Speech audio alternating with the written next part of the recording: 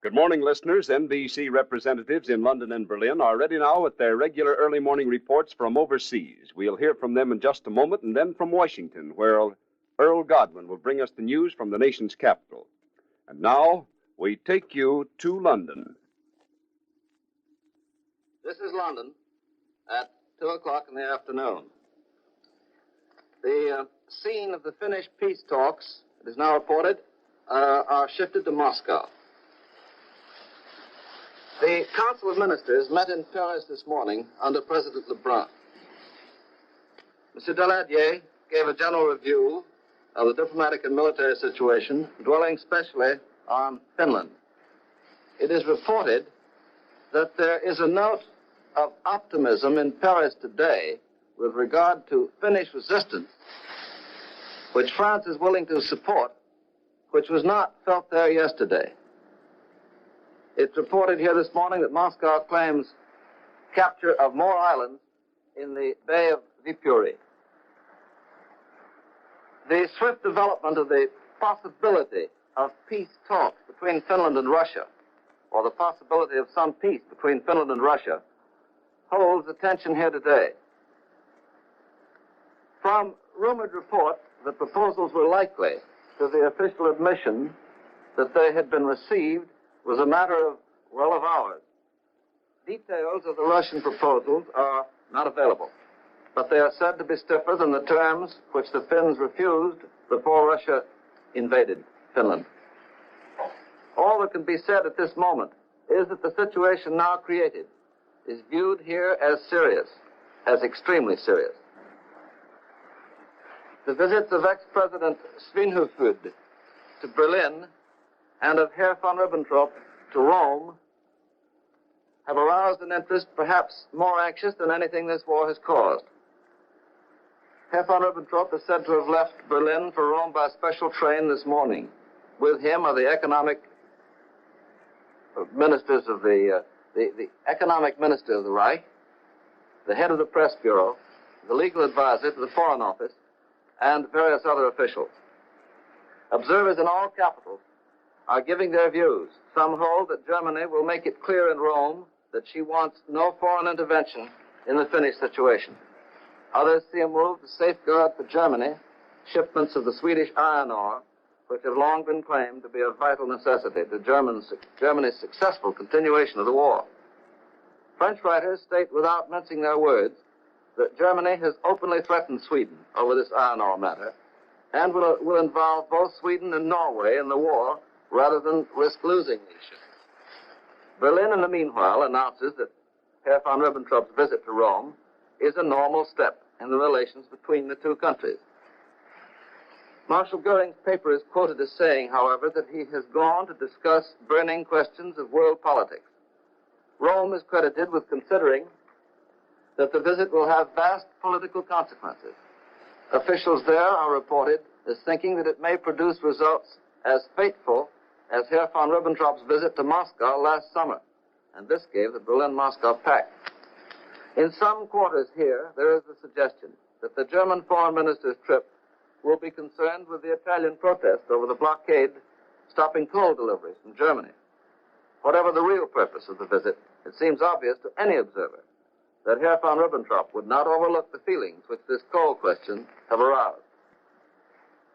There is a strong feeling here, although no official announcement has yet been made, that I know of, that strong action should be taken, and taken quickly, to give Finland and her neighbors a picture of Allied intentions, so far lacking. France has stated categorically that if Finland calls for aid, France will give it. It is unlikely that she would make such a statement alone. It is safe to assume that what one of the two Allied powers does or offers to do reflects the views of both. It is no exaggeration to say that London and every other European capital is seething with tension. Now, there are observers who read into these quick developments high-pressure methods to induce the frame of mind likely to consider general peace proposals. For instance, the stopping of leave to the Italian army a few days ago. If anybody is bluffing, my guess is the bluff will be called. Just as fighting goes on in Finland now, there is nothing to indicate that there's any idea of settling this thing on terms which do not accomplish the ends already enumerated by Britain and France. I return you now to America. Back in the United States, ladies and gentlemen. In just a moment, we'll take you to Berlin. But in the meantime, here's a bulletin from the Associated Press that reads, activity on the Finnish battlefields appear to confirm the report that we've heard that the Battle of Viipuri continues with unabated fury, with no official information on the trend of the fighting. And now for more news, we hear from our representative in Berlin. Hello, NBC. This is William C. Kirker calling from Berlin.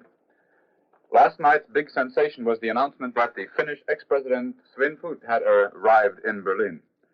However, contrary to any circulating rumors, Sven Foot has not seen any of the German officials. Instead, he moved into the Finnish embassy here in Berlin and refused to see any representatives of the press. Of course, the more speculating correspondents immediately tried to probe into this almost secret visit of the Finnish official to the capital of the Reich. However, all that could be learned is that the ex-president is staying in Berlin for 2 days only and intends to go to Rome. Rome is slowly getting to be the headquarters for important conferences between German and Italian diplomats. Herr von Ribbentrop, the German Minister of Foreign Affairs, and his entourage of officials have left Berlin this morning by special car for Rome. Ribbentrop is expected to stay in Rome for several days in order to confer with Mussolini and Grafciano. Interesting is that this get-together of the Axis partners occurs at a time when the world at large anticipates big spring military undertakings to happen within the near future. In editorial comments upon this official state visit, German papers stress that the visit of the Reich's foreign minister is a new link in the continuous German-Italian exchange of opinions on matters concerning the welfare of both people. Again, they emphasize the, quote, harmony of the Rome-Berlin axis, unquote, so as to refute any rumors of supposed slackening of relationships. The Essener Nationalzeitung, which is known to be the official paper closely connected with Hermann Goering, states this latest conference in Rome has come about at a period when 3 occurrences of great political importance hold the attention of the world. For one, the emissary mission of Mr. Sumner Welles, which has not yet been completed, and then the Russian-Finnish conflict, and for another, the question of the British seizure of German coal shipments to Italy, which is still a question of vital importance. The Essener Nationalzeitung goes on to state that Europe has now entered the last decisive act of political developments before the commencement of the second phase of the war, and that the Rome conference between German and Italian officials is indicative of the close coordination of the political aims of the Italian and German governments. The article asserts, and I am quoting, Germany and Italy will not permit the reactionary Western democracies to interfere with the creation of a new European order, and we know that neither England nor France will be bearers of this new Europe. End of quote. Peculiar thing about the visit of Herr von Ribbentrop to Rome is that the German papers say it is the first conference since Grafciano conferred with Hitler and Ribbentrop at the end of the Polish campaign. However, none of us can recall any such visit to Berlin. Of course, neutral observers here in Berlin are speculating just as to the meaning of this surprise conference, and it is rumored that all questions of importance in the future game upon the European chessboard will be discussed. It is also rumored that there are decided signs of German efforts to bring about an understanding between Russia and Italy, aiming at a future trade agreement and a patch-up concordance of the differences of political ideals of Russia and Italy. Secret conferences are indeed going on in this respect.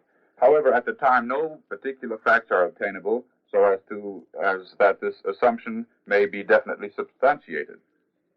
Interesting is that today's Völkische Beobachter, as the only German paper, mentions that Herr von Ribbentrop sent a telegram to Molotov, the foreign minister of the Soviets, congratulating him upon his 50th birthday.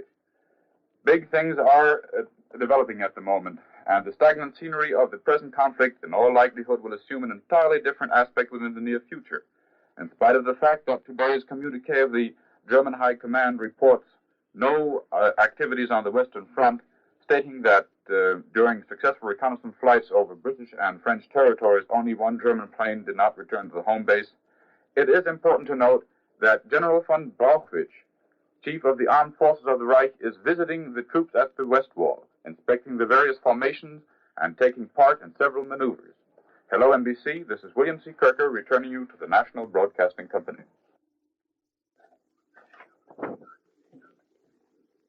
You have just heard from NBC representatives in London and Berlin. These early morning reports from Europe come to you each weekday morning at this same time.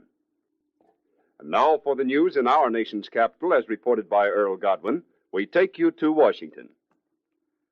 Good morning. And here in Washington, there is no way the average observer can really tell whether or not this government is going to stick a neck out and try to intervene or even suggest anything between Russia and Finland. Officials here do not affirm or deny, but seriously, they do not close any doors on any possibilities. And that's about all you can say truthfully. Meantime, this blessed country is about to be thrown into one of the noisiest political campaigns in years, and they're making political medicine plenty right now on Capitol Hill. The Democrats, notorious for fighting among themselves, split apart in the Senate over the Hatch Act or the pure politics law. Time was when the Democrats were all pure because they'd been out of power so long they just hadn't any way of being anything else but 100% white and unsullied. But today, with so much power in state and nation, it grieves many of them no end to see the Hatch Bill making it a crime for a government employee by the hundreds of thousands taking active part in political campaigns. Reason is that since Andy Jackson's day, party leaders relied on federal office holders as main cogs in party machines. But since the outburst against the use of the Army of Relief Workers in party politics, there's been an uprush of purity in Congress, especially among the Republicans. Senator Hatch's bill, in which Democratic Senator Shepherd of Texas and Republican Senator Austin of Vermont had a heavy part, keeps federal employees out of party organization work. They can vote, they can contribute, of course, but that's about all. Now the Senate is trying to extend the act, and the Senate is just about split apart on the thing, and Alben Barkley, Senate Democratic leader, has threatened to resign if they force him to call a caucus and bind the Senate Democrats into one vote. 300,000 farm leaders in 22 states at meetings and dinners last night heard the President, Jim Farley, and the Secretary of Agriculture, Wallace, extol the New Deal farm program in what were termed non-political speeches. But be that as it may, there was a very forceful farm argument also being cooked up in the Senate yesterday, where a committee prepared to add $300 million to the farm aid measure. This would about wipe out the cuts in the farm bill made by a heartless and economy-minded House of Representatives. And Congresswoman Mary Norton, Labor Committee chairman in the House, pins back the ears of the Smith Committee for its drastic proposals to tear down the National Labor Relations Board and revise the labor law. Mrs. Norton believes in the board as it stands and in the law as it operates. Rather than have the Wagner Act and the National Labor Relations Board torn down, rebuilt, and put out as a new paint job, she's willing to close her Labor Committee doors, pigeonhole the proposed report, and take the labor issue to the country as a campaign matter in a presidential year. And thus, a woman may have the last word on Capitol Hill in one more issue that has split the Democrats open with a chasm as wide as the Grand Canyon. And Earl Godwin says goodbye, and that's all from Washington this morning. With this report of Earl Godwin speaking from Washington, we bring to a close this quarter-hour program of news and observations by NBC's representatives in Berlin, London, and Washington. This is the National Broadcasting Company.